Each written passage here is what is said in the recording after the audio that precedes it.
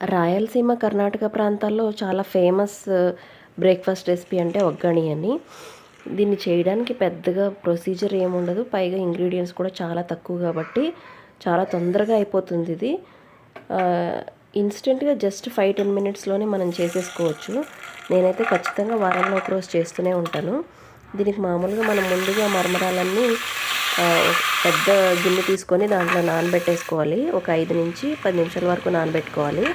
అలాగే మనం తాలింపులో ఆవాలు, జీలకర్ర, మినపప్పు, శనగపప్పు, పల్లీలు, కొంచెం పసుపు వేసేసుకొని తర్వాత కొన్ని ఉల్లిపాయ ముక్కలు, టొమాటో ముక్కలు, పచ్చిమిర్చి ముక్కలు కూడా వేసేసుకోవాలి.